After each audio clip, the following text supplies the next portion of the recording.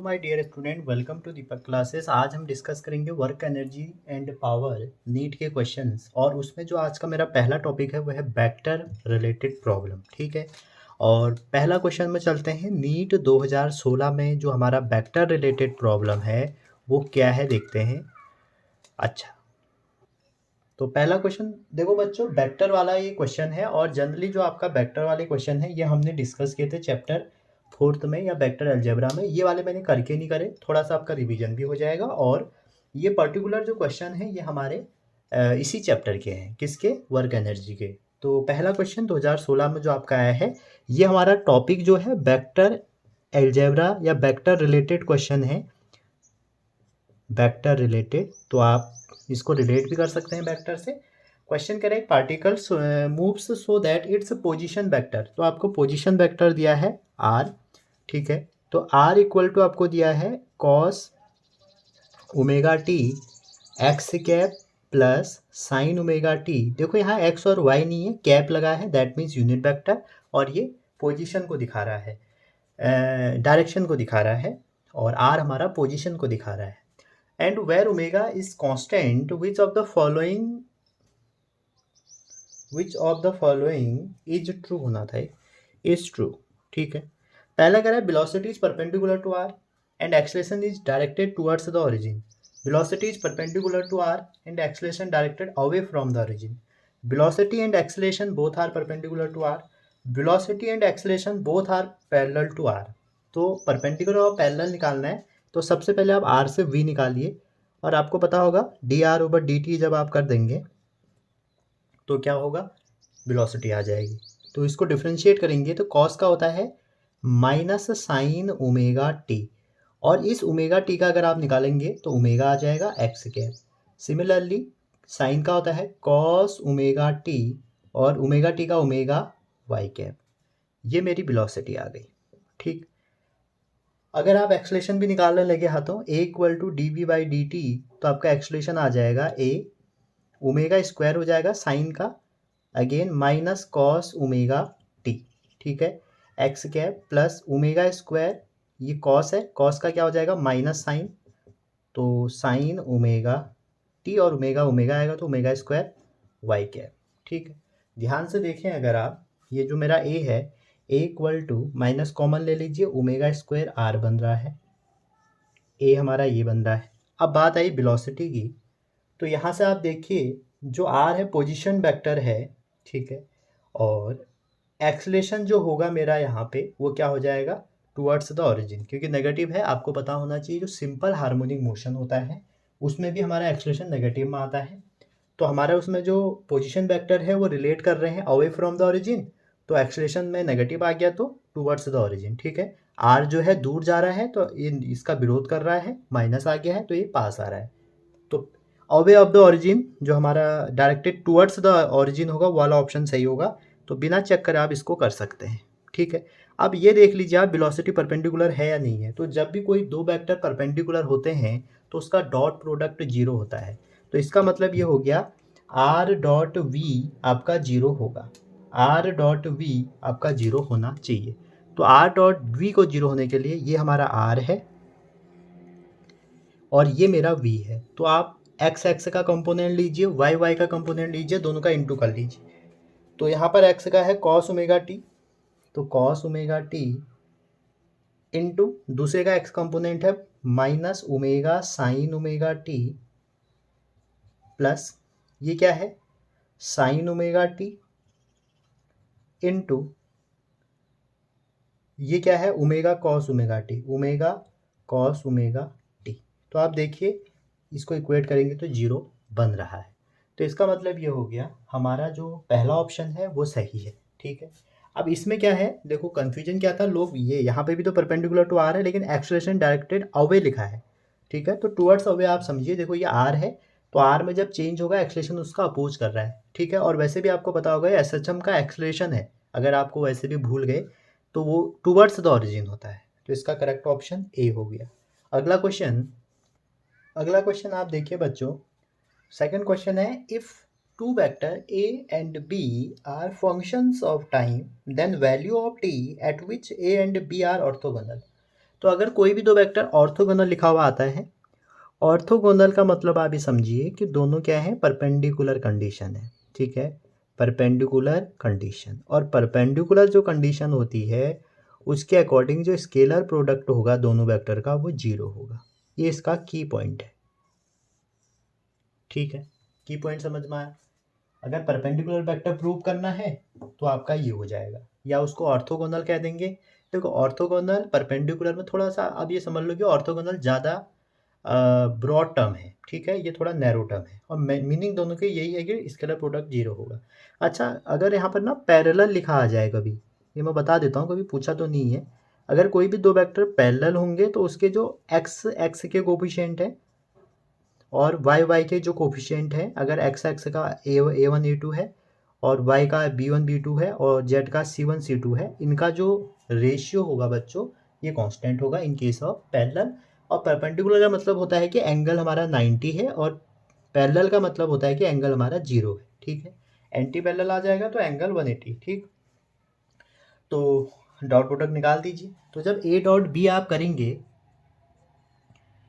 तो उसको हमने 0 करना है। अब देखो ये आई है तो आपको क्या करना है, आई का कोफिशिएंट का इंटू, तो cos omega T into cos omega t by 2 plus इस जे का कोफिशिएंट कितना है, जे को नहीं लेते हैं, साइन ओमेगा टी इंटू इसका साइन ओमेगा टी बाई 2, ठीक है। थोड़ा सा इसमें क्वाइट मैथमेटिक्स यूज हो रही है।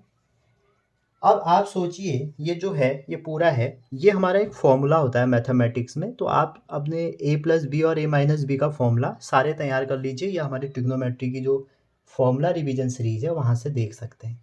तो कॉस a माइनस बी होता है cos omega cos a cos b plus sine a sine b, ये हमारा कॉस a माइनस बी का फॉर्मूला होता है। तो यहाँ पे जो फॉर्मूला लगाएंगे, अगर इसको हम a लेते हैं, इसको b लेते हैं, तो ये a हो जाएगा, ये b हो जाएगा। तो cos इक्वल टू 0 करना है, omega t minus omega t by 2 equal to 0। तो cos 0 आपको पता होगा, cos 0 होता है cos 90 पर, cos 90 पे। तो 0 के जगह पे आप क्या लिख लीजिए, cos 90। तो cos को ले डूबा तो बचा क्या, omega t minus omega t by 2 equal to pi by 2, ठीक है, ये बच गया। अब आप कैसे करेंगे बताइए। तो इसलिए कह रहा हूँ थोड़ा मैथमेटिक्स वालों के लिए दिक्कत भरा काम था, इसको सॉल्व कर लेते हैं। तो 2 का इंटू एलसीएम ले लीजिए, तो ये आ जाएगा 2 में से 1 गया 1, तो omega t by 2 equal to pi by 2, 2 से 2 भी गया, तो टी इक्वल टू आ जाएगा पाई बाई ओमेगा। तो इससे आप निकाल सकते थे। अच्छा, एक तरीका और था, मान लीजिए किसी को फॉर्मूला नहीं आता, ठीक है, तो अगर सही ऑप्शन तो इसका ए वाला है, मान लीजिए मेरे को नहीं आता, तो मैं क्या करता, यहाँ पर जो टी है, ठीक है, अगर मान लीजिए मेरे को ये फॉर्मूला वाली मेथड नहीं आता, तब मैं क्या करता, ओमेगा की वैल्यू आप सभी को पता है कि ओमेगा होता है 2 पाई बाई टी, ठीक है, और इस टी की वैल्यू में पाई बाई ओमेगा रख लेता, समझ रहे हैं, या आप ओमेगा को ओमेगा रहने देते, डायरेक्ट वैल्यू ही रख देते, ठीक, टी की वैल्यू यहाँ पे रख देते, पहला दूसरा तीसरा, तो आपका आंसर आ जाता। जैसे ये 0 है ना, तो cos 0 1 cos 0 1, तो ये तो हो नहीं सकता, इसको रखते तो ये बन के आ जाता, इसको रखते तो ऐसे आपको पता लग जाता है। तो बाय ऑप्शन भी आप इसको यहाँ तक करके लगा सकते थे अगर आपको ये फॉर्मूला नहीं पता। अगला क्वेश्चन अगेन नीट 2015 का क्वेश्चन साहब कह रहे हैं आपसे, सॉरी 2005 का है, 15 नहीं है, 2005 का। इफ एक वेक्टर ये दिया है, लिख लें, इसको लिख लेते हैं, a 2i plus 3j plus 8k is perpendicular to vector, दूसरा कोई b एज्यूम कर लेते हैं, 4i minus 4j plus alpha k, then value of alpha. तो मैंने आपको बताया आई का इंटू कर लीजिए, क्योंकि स्केलर प्रोडक्ट 0 होता है, स्केलर प्रोडक्ट कैसे करते हैं, आई इंटू आई, 2 इंटू 4 प्लस जे इंटू जे। अब 3 इंटू 4 मत करना, 3 इंटू माइनस 4 करोगे, क्योंकि ये प्लस में होते हैं वेक्टर ना, अब ये कोफिशिएंट नेगेटिव है यहाँ पे, 8 इंटू अल्फा इक्वल टू 0, तो 0 इक्वल टू हो जाएगा 8 माइनस 12 प्लस 8 अल्फा।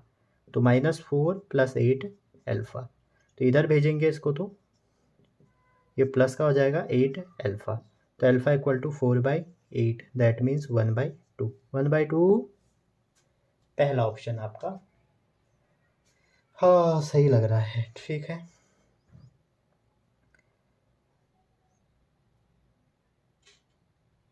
पहला ऑप्शन ठीक है, ठीक है। अगला क्वेश्चन चलते हैं। अगला जो क्वेश्चन है बच्चों वो है 1994 का, ठीक है।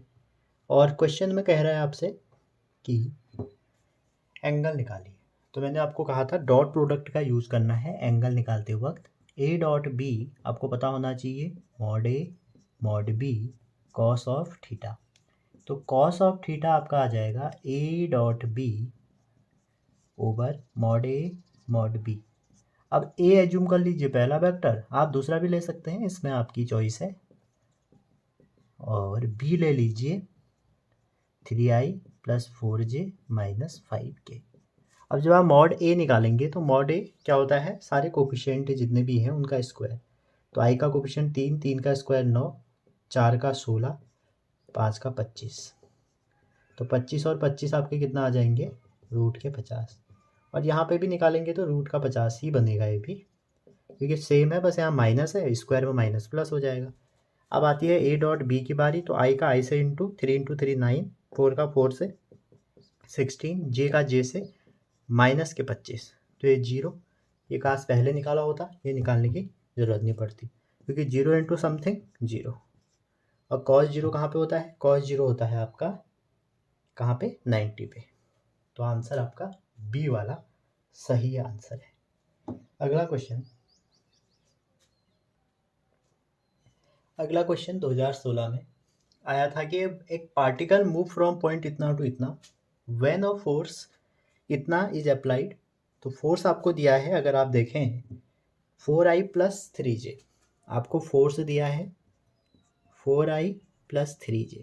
आपसे पूछा जा रहा है कहाँ से कहाँ मूव कर रहे हैं। तो पहला पोजीशन वेक्टर दिया है -2i + 5j, और दूसरा जो जहाँ तक मूव कर रहे हैं यहाँ तक हमें दिया है। तो आपसे पूछा जा रहा है कि वर्क डन निकालो। इसको करने से पहले मैं आपको कुछ बातें बताना चाहूँगा बच्चों, और वो बातें क्या होंगी कि अगर आप देखिए, अगर यहाँ पर वेक्टर ना देके आपको ए और बी कोई पॉइंट दिया रहता, तो इससे अगर आपको पोजीशन वेक्टर बनाना है तो ai + bj ही होगा। क्यों, क्योंकि पोजीशन वेक्टर यहाँ कहाँ होगा आपका, ठीक है। और इसको एक रेफरेंस की ज़रूरत पड़ती है जो हमेशा ओरिजिन ही होता है।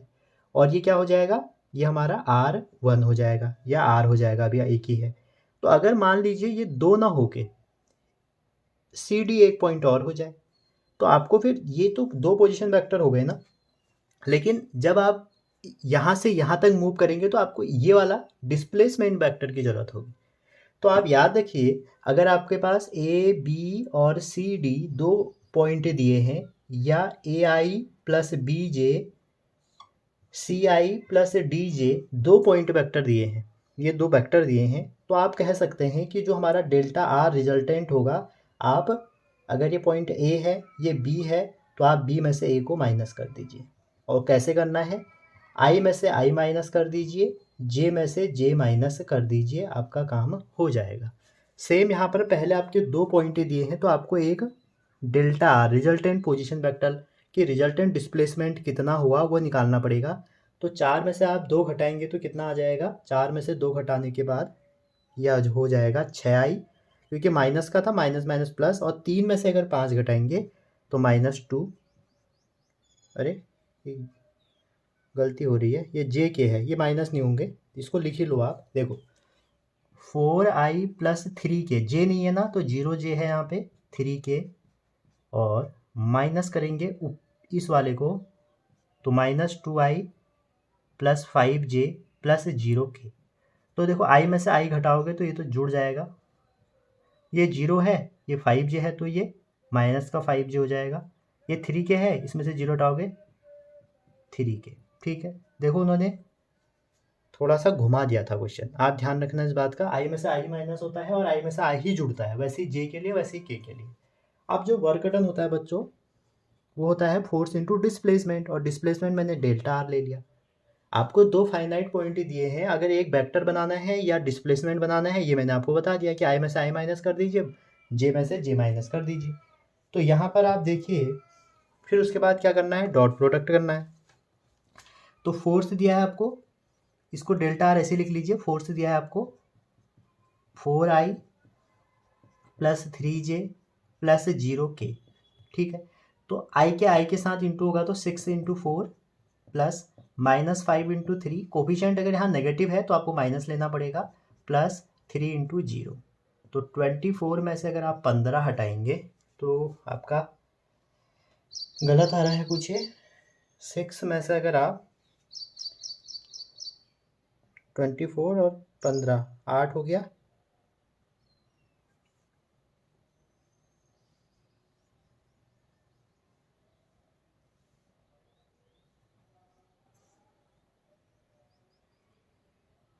तो बच्चों ये तो गलत आ रहा, लेकिन ये तो 8 आ रहा ना, देखिए एक बार चेक कर लें।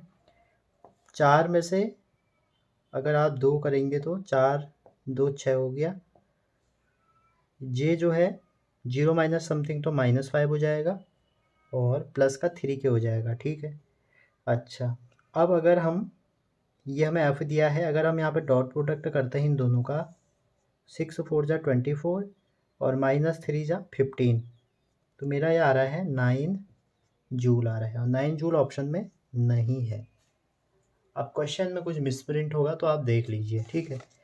अच्छा, अगर आप देखिए इसको, अगर आप देख लीजिए, अगर ये प्लस होता है ना, ये माइनस ना होके प्लस होता है, तो ये प्लस होगा तो माइनस, ये 2 आ जाएगा, तो 12 में से अगर 15, फिर भी आपका ये 9 जूल है, हाँ जूल। तो आप देख लीजिए ऐसे होगा ये, अब डेटा पता नहीं क्या मिस हो रहा है, और ये जो मेरे पास क्वेश्चन बुकलेट है उसमें तो यही है, हो सकता है मिसप्रिंट हो। करा हमने, करना ऐसे ही है, ठीक है। फोर्स इंटू डिस्प्लेसमेंट, आप अगर चाहें तो 2016 का पेपर देख लीजिए, अगर थोड़ा बहुत भी माइनर उसमें दिक्कत हो रही है तो आप उसको करिए, सही आंसर निकाल सकते हैं। अभी तो मेरे कोई भी ऑप्शन नहीं आ रहे हैं, पता नहीं क्वेश्चन क्या था। अगला क्वेश्चन कर रहे हैं, इस पर टाइम वेस्ट नहीं करते हैं, आप इसको ज़रूर चेक कर लीजिए कि ये डेटा कुछ बदला हुआ तो नहीं है, ठीक है। मेरे पास जो भी क्वेश्चन पेपर है उसमें तो यही है, तो पता नहीं ये क्वेश्चन में क्या हो रहा है, ठीक। अगर ये प्लस का होगा ना तब मुझे लग रहा है कि आंसर आ जाएगा, अगर ये प्लस का होगा, -2i ना होके +2i होगा तो आ जाएगा, देख लीजिएगा आप इसे। तो बच्चों जो लास्ट वाला क्वेश्चन था, क्वेश्चन में गलती थी, तो ये सेम क्वेश्चन 2013 में आया है, मैं आपके लिए स्क्रीन पे लगा रहा हूँ। सेम प्रोसेस कीजिए, आपका जो वहाँ पे -2i ना के +2i था, इसीलिए वो आंसर गलत आ रहा था। तो आप उस क्वेश्चन को करने के लिए मैं आपके लिए क्वेश्चन लगवा रहा हूँ, ये क्वेश्चन मैंने रख दिया है, तो आप इसको ज़रूर करिए। अब जो मेरा टॉपिक है, अगला जो टॉपिक है बच्चों, ये है वर्क एनर्जी थ्योरम, या आप कह सकते हैं कि वर्क के कैलकुलेशन पे बेस्ड जो हमारा टॉपिक है, और यहाँ पे आपको वर्क निकालना पड़ेगा। जनरली जो होगा, वर्क कई तरीके से हम यहाँ पे निकालेंगे। तो पहले हम एक मैप डिस्कस करते हैं जिसकी हेल्प से हम वर्क निकालना सीखेंगे, उसके बाद हम आगे क्वेश्चन करेंगे और आपका क्लियर कंसेप्ट जिससे हो जाएगा, ठीक है। तो स्टार्ट करते हैं वर्क एनर्जी थ्योरम। तो वर्क एनर्जी थ्योरम क्या कहती है कि जो हमारा वर्क डन होगा, ठीक है, आपको इतना तो पता होगा कि जो वर्क डन होता है, अगर कांस्टेंट फोर्स है तो हमारा जो वर्क डन होगा वो कितना होगा, force into displacement, force into displacement, अगर हमारा कोई भी नॉर्मली कंडीशन हो रही है। वहीं अगर वेक्टर में बात करो तो ये हो जाएगा force into displacement, scalar product होता है, ठीक है। तो यहाँ से आप कह सकते हैं कि सर ये एफ एस कॉस थीटा हो जाएगा। अगर कोई वेरिएबल फोर्स में आपको निकालना है तो एफ डॉट डी आर, जहाँ पर लिमिट R1 से R2 रहेगी। अगर एक्स एक्सिस में है तो एफ डी एक्स हो जाएगा, अगर वाई एक्सिस में है तो एफ डी वाई हो जाएगा, ठीक। अब जो वर्क एनर्जी थ्योरम है वो ये कहती है कि जो वर्क डन है, कोई भी जो फोर्स है उसके द्वारा जो वर्क डन है वो चेंज इन काइनेटिक एनर्जी के बराबर होता है। किसके बराबर होता है बच्चों, चेंज इन काइनेटिक एनर्जी। ये हमारा वर्क डन की कहानी है। मतलब अगर आप काइनेटिक एनर्जी फाइनल में से काइनेटिक एनर्जी इनिशियल हटा देंगे तो आपका वर्क डन निकल जाएगा। ये तो थी हमारी वर्क डन थ्योरम। अब जो वर्क एनर्जी थ्योरम है इसके कुछ पॉइंट है जो आपको याद होने चाहिए। ये हमारा वर्क एनर्जी थ्योरम जो है scalar form of Newton second law भी कहा जाता है। न्यूटन सेकेंड लॉ जो रेट चेंज ऑफ मोमेंटम वाली बात है कि वो फोर्स के बराबर होगी, वही हम इसको भी कह सकते हैं। दूसरा जो वर्क डन हमारी जो वर्क एनर्जी थ्योरम है ये हम अप्लाई कर सकते हैं इनर्शियल एंड नॉन इनर्शियल दोनों फ्रेमों पे। नॉन इनर्शियल, ठीक है, रोटेटिंग फ्रेम और एक कांस्टेंट फ्रेम जो भी आपने पढ़ा होगा, ये दोनों फ्रेम ऑफ रेफरेंस पे हम इसको लगाते हैं। जनरली हमारी चीज़ें इनर्शियल फ्रेम पे ही पढ़ते हैं हम, लेकिन ये नॉन इनर्शियल पे भी लग जाता है। बस नॉन इनर्शियल में आपको सूडो फोर्स का कंसेप्ट लाना पड़ेगा। क्लियर है यहाँ तक?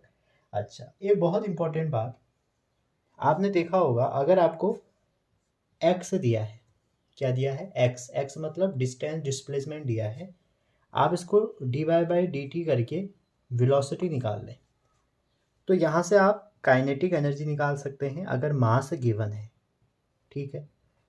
और अगर दो वेलोसिटी पे वो पूछे तो आप इसको लगा सकते हैं, ठीक है। और भी आप इससे अगर कहें, हमारी जो वर्क एनर्जी थ्योरम है सिंपली वेरिएबल फोर्स पे ये लगेगा, कांस्टेंट फोर्स पे भी ये लगेगा, ठीक है। Valid for constant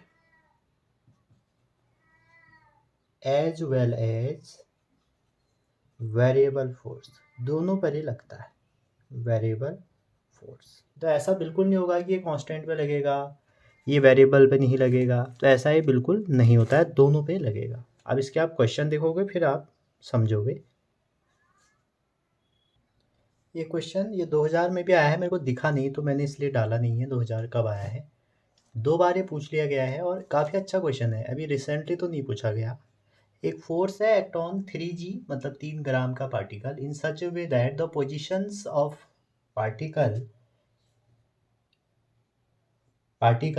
as a function of time x equal to ये। तो आपको x दिया है 3t minus 4t² plus t cube.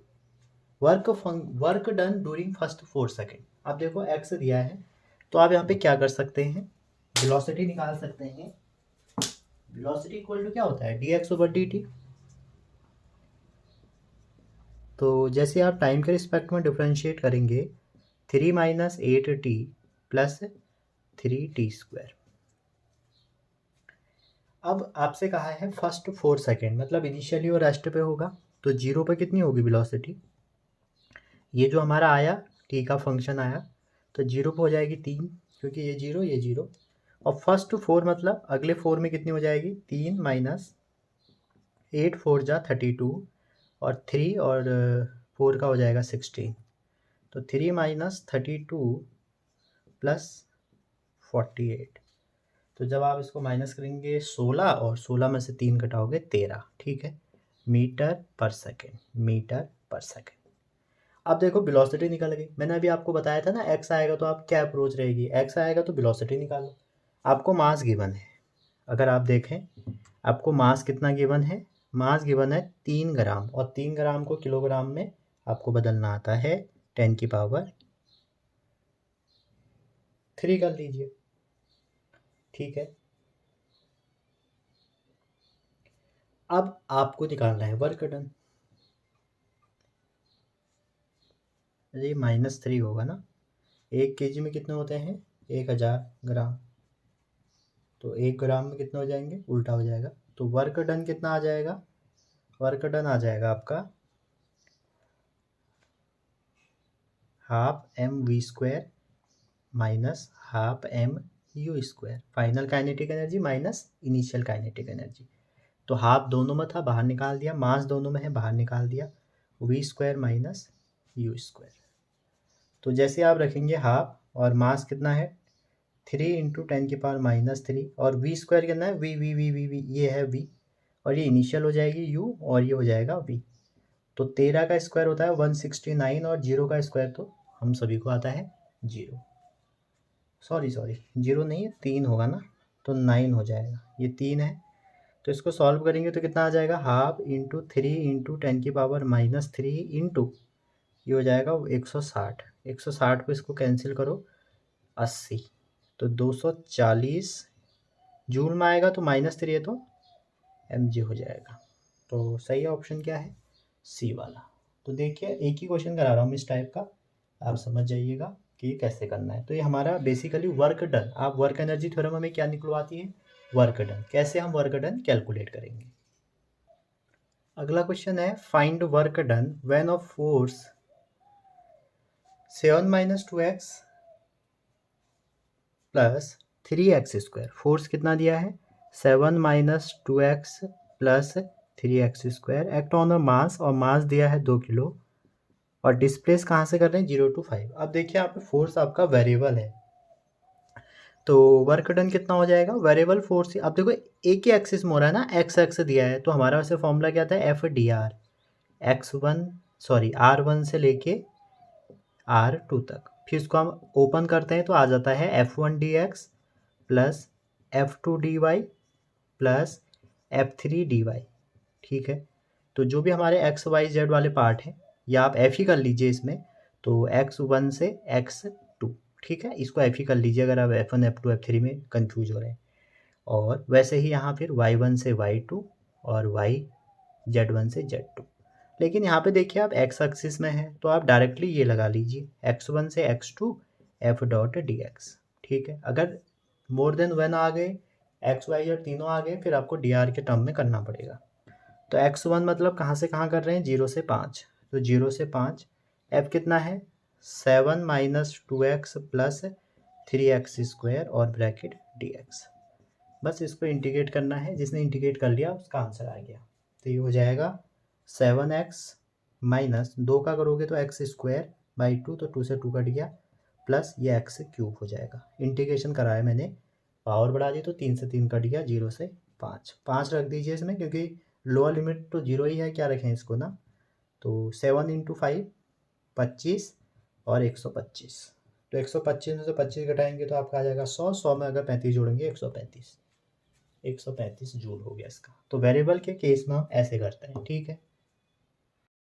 ये वाला क्वेश्चन बच्चों आपके लिए होमवर्क है, आप इसको सॉल्व करके कमेंट ज़रूर करिएगा, और इससे आपको पता लग जाएगा जो पिछले क्वेश्चन में दिक्कत हुई थी वो इसी की वजह से हुई थी, तो ये रिपीट हुआ है दोबारा 2011 में, तो इसको करना। नेक्स्ट हम आगे चलेंगे।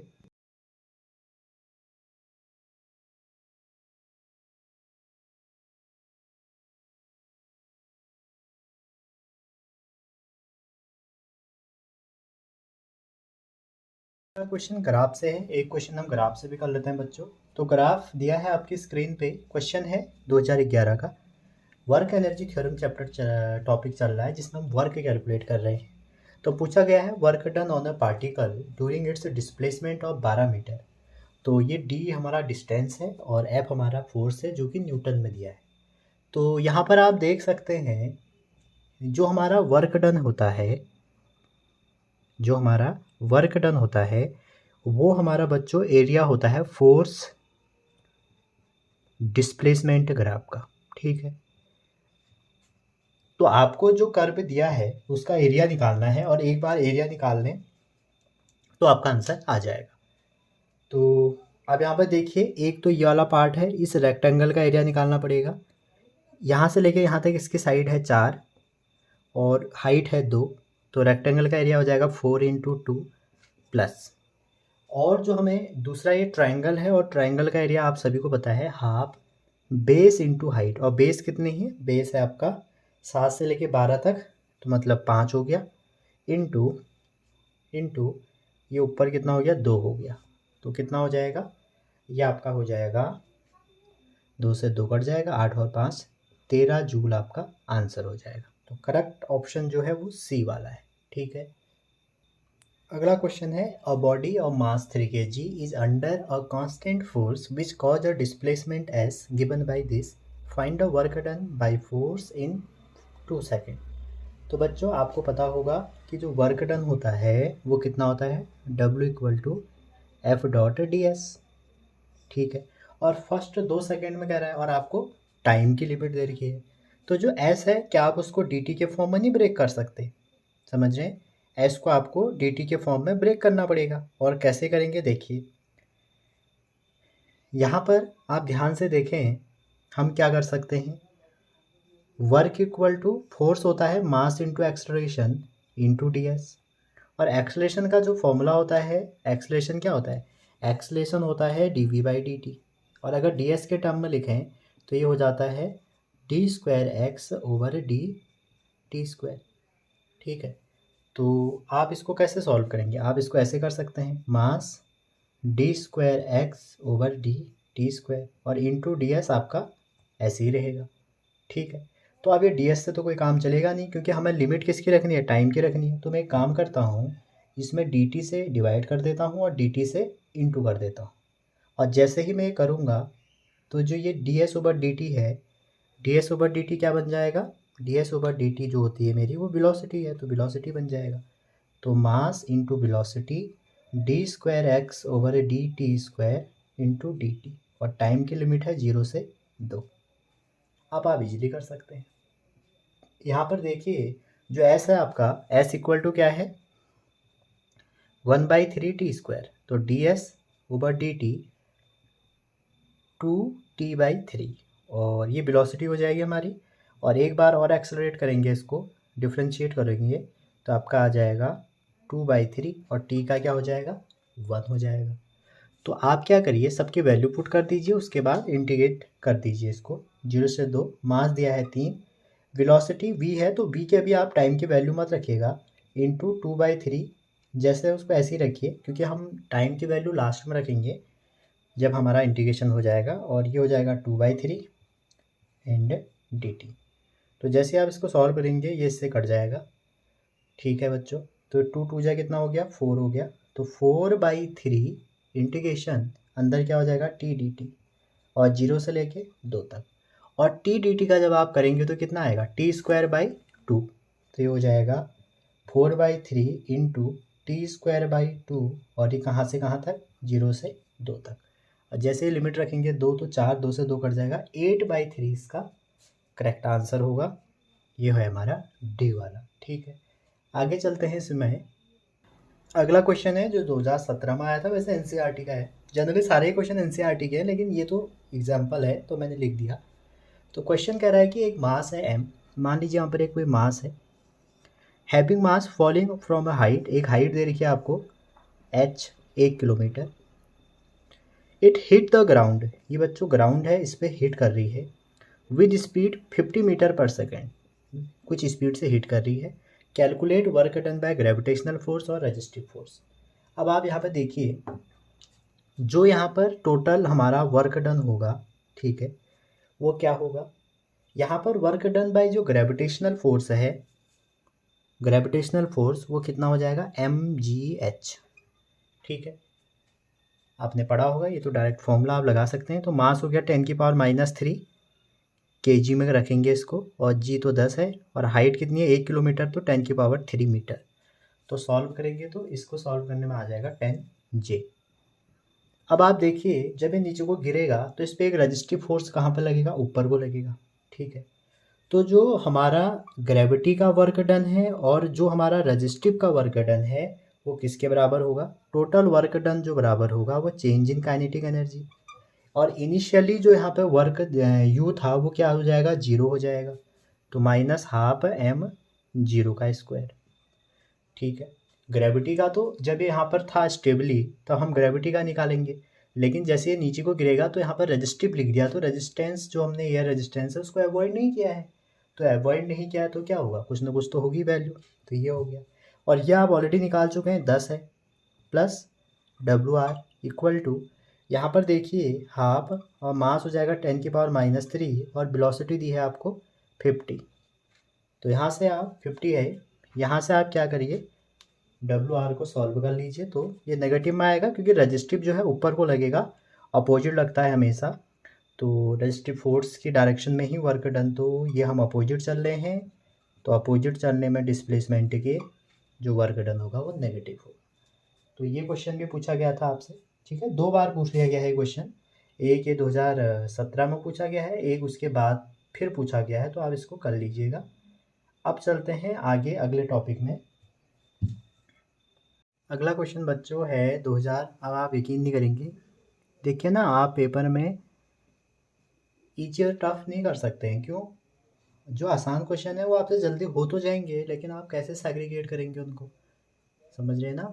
तो आपका जो पेपर है घर आने के बाद तो सभी आसान लगता है। आपको अपने जो बुक है उसमें इजी क्वेश्चनों को बिल्कुल अवॉइड नहीं करना चाहिए जब आप प्रिपरेशन कर रहे हैं। एग्ज़ाम में जो 2-4 क्वेश्चन इजी आते हैं वो आपके गलत हो जाते हैं इस चक्कर में। आप देखिए ये क्वेश्चन में कुछ नहीं है।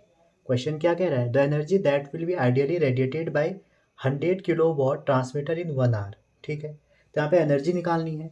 तो पावर, अगर जैसे मैंने आपको बताया, पावर इक्वल टू क्या होता है? Energy over time. तो यहाँ से एनर्जी इक्वल टू क्या हो जाएगा? एनर्जी इक्वल टू हो जाएगा पावर इनटू टाइम। ठीक है, अब ये तो ऑरली हो जाता है, जो बहुत अच्छे से तैयारी कर रहे हैं बच्चे। और आंसर किसमें है? जूल में है, तो इसको हमें वॉट में बदलना पड़ेगा, और 1 घंटे को हमें सेकेंड में बदलना पड़ेगा। तो 60 मिनट हो जाएंगे, फिर 60 इंटू करोगे तो ये हो गया 36, और 0 काउंट कर लो। तो 3 तो ये हो गए, 4 5 6 7 क्लोज है, इसलिए काफ़ी सावधानी से करना है इसको। तो इसका जो सही आंसर हो गया वो आपका पहला वाला हो गया। ठीक है, first option will be correct option. अगला जो क्वेश्चन है 2000 में आया हुआ था। फोर्स दी है, वेलोसिटी दी है और पावर निकालना है। तो बच्चों क्या करना है? आई का आई से इंटू करना है, जे का जे से करना है। लेकिन आपको ये पता तो होना चाहिए ना पहले। अगर ये पता ही नहीं है तो फिर आप कैसे करेंगे, सोचिए ज़रा। तो 60 into 2 plus 15 into with coefficient करना है, नेगेटिव है, और -3 इंटू 5। तो 15 ही हो गए और 60 हो गए। 15 60 45, और 120 में से अगर आप 75, तो आंसर आ जाएगा 45 वॉट। कितना सरल क्वेश्चन हो गया देखिए। तो कई बार इतने आसान क्वेश्चन पूछे जाते हैं जेई में कि आप ना, सॉरी नीट में, कि आप उम्मीद भी नहीं कर सकते, समझ रहे हैं? तो ये पावर से डिलीवर्ड क्वेश्चन है। अच्छा, 2010 में क्या पूछा गया था? मैं 2010 का भी आपको क्वेश्चन ऑलरेडी बता रहा हूँ। क्वेश्चन ये पूछा गया था कि एक पार्टिकल है एम जो रेस्ट पे है। ठीक है, आप ना अप्रोच से ही करिए। आप 1000 10,000 क्वेश्चन करके कुछ नहीं कर पाएंगे जब तक आप अप्रोच सही नहीं रखेंगे। ठीक है, और उसके बाद इसमें कह रहे हैं कुछ एक्सलेशन हो गया जब ये स्पीड किसी टाइम में, तो किसी टाइम टी में स्पीड कर लेगा तो पावर बताइए, ऐसा क्वेश्चन आया है। तब क्वेश्चन क्या है? एक particle of mass m starting from rest undergo uniform acceleration if speed acquire in time t is v. जो स्पीड है इसकी कुछ टाइम में स्पीड वी हो जा रही है, और उसमें जो टाइम लग रहा है टी लग रहा है, तो पावर बताइए। तो बच्चों फिर वही P equal to f dot v. ठीक है, और उसके बाद आप क्या करेंगे? एफ को आप ब्रेक कर सकते हैं एम ए डॉट वी, और एम ये जो है इसको आप कह सकते हैं d v by d t into v. और जैसे आपने ये किया और यहाँ से आपको पावर निकल के आएगी m v d v by d t, ये आपकी पावर हो गई। अब यहाँ से ध्यान से आप देखें तो p d t equal to m v d v. ठीक है, इंटीग्रेट कर दीजिए दोनों तरफ, और कहाँ से शुरू हो रहा है? 0 से टी, यहाँ पर 0 से वी, तो हो जाएगा पी टी इक्वल टू, और यहाँ पर देखेंगे आप एम बी स्क्वायर बाई 2। ठीक है, तो पी का जो आंसर आ जाएगा half m v square over 2 t. तो इतने आसान क्वेश्चन आते हैं कोई कोई, तो आपको ये बिल्कुल प्रिपेयर करने हैं। ठीक है, और एनसीईआरटी में आपके 2 क्वेश्चन हैं, उनको भी आपको करने हैं। मैं क्वेश्चन नंबर आपको बता दूंगा। और कई बार तो डायरेक्ट ऐसा क्वेश्चन पूछा जाता है यहाँ से कि जो पावर है, ठीक है, वो टाइम पे कैसे डिपेंड करेगी। तो आपको पता ही है पावर इक्वल टू क्या है? 1/t है, टाइम है नीचे, तो यहाँ से आप निकाल सकते हैं डिपेंडेंसी। तो एक छोटा सा एक ओवरव्यू हो गया आपकी पावर पे। और आप इसमें 2 क्वेश्चन एनसीईआरटी में है आपकी डिपेंडेंसी वाले, उनको ज़रूर करिएगा। और जो कोलिजन टॉपिक है बच्चों, उससे बहुत बड़े क्वेश्चन तो नहीं आते, लेकिन एक बेसिक नॉलेज आप रख लीजिए वहाँ से, और उसके कुछ क्वेश्चन करना। अगर मुझे टाइम मिला मैं उसके अलग से एक क्वेश्चन करवा दूंगा जितने भी आए हुए हैं। ठीक है, तो तब तक अपना ध्यान रखिए, पढ़ते रहिए। मिलते हैं अगली वीडियो में। Thank you.